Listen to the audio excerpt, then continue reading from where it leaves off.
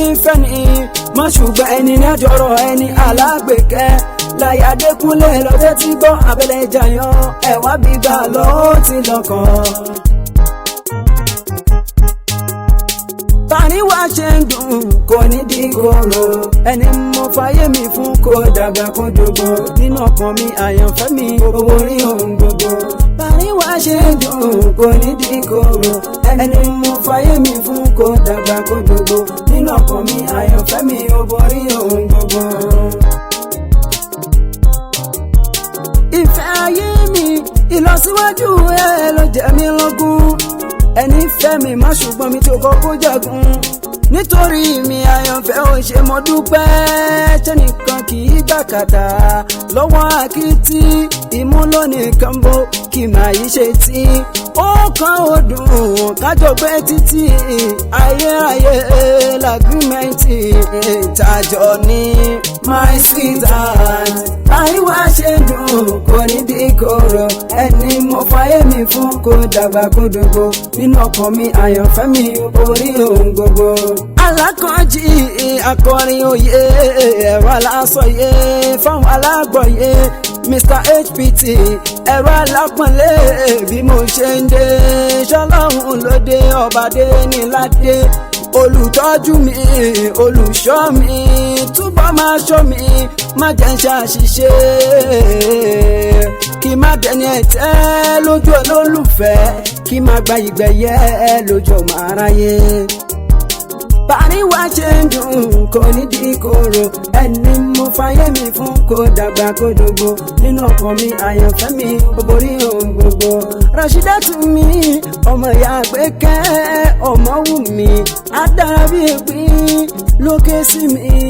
lónìí 23rd of December ọjọ́ dùnú ni tábàyànfẹ́ àgbékẹ́ Rashidatu mi Musefiu Adékúnlé Ọláìwọlá mi the CEO Topo Travels and Tours Limited bẹ́ẹ̀ fẹ́ rìnrìn àjò afẹ́ tàbí ṣiṣẹ́ lókè òkun iṣẹ́ tí wọ́n ní. Happy birthday to you ìwọ ṣá ló lè ní long life and prosperity ṣe bí ti ẹni iwájú iwájú lọ́pẹ́ bí ti ń rẹ sí kó túbọ̀ máa gbọ́n rere ṣe nílé ayé ń bí ó san kò san wèrè ò ní bá wọn rí bẹ́ẹ̀ bí ọ̀rẹ́ olólùfẹ́ afẹ́nifẹ́re bí wọ́n bá rí ẹ̀ ṣe ni wọ́n dùnnú Dékúnlé bí wọ́n bá rí ẹ̀ ṣe ni wọ́n dùnnú pálánù ti dé Dùlíjà lálẹ́ ìwàlẹ̀ kíra mi kò ní fi ẹ́ láwa lójú kó pẹ́ fún wa àjò ṣàlùwà pẹ̀lú olólùfẹ́ kẹ́kọ̀ọ́rẹ́ délé kẹ́bí gbọ́nrin ṣe kẹ́kọ̀ọ́rẹ́ délé o káfíńrin pàdé lọ́la ọlọ́run.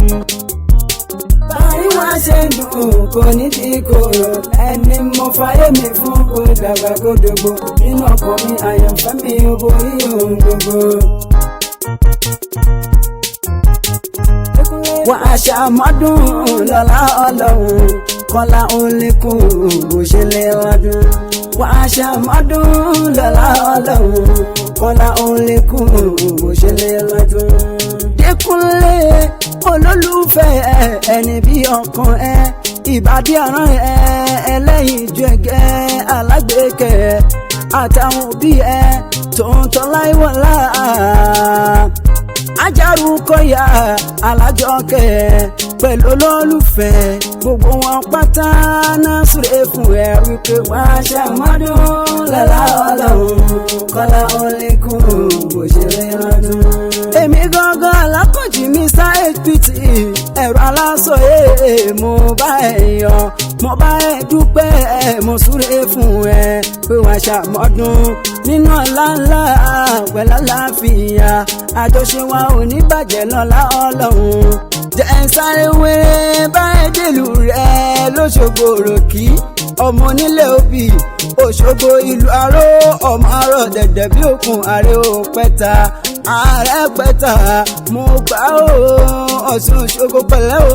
ẹ pẹ̀lẹ́ o ẹ̀yin ọlọ́mọ yanyan Òṣogbo ròkì ògbó nílé ó tún gbàjòjì Òṣogbo ròkì ọmọ yèyé Ọ̀ṣun yèyé àtẹwọ́gbẹ̀já àníyàn lábẹ́lábẹ́ òròkì ti ń bá ẹja ńlá sọ̀rọ̀ tí rán kọ̀ níṣẹ́ Ọ̀ṣun Òṣogbo rere ni ó sún fún mi ọ̀rọ̀ kí onílẹ̀ òbí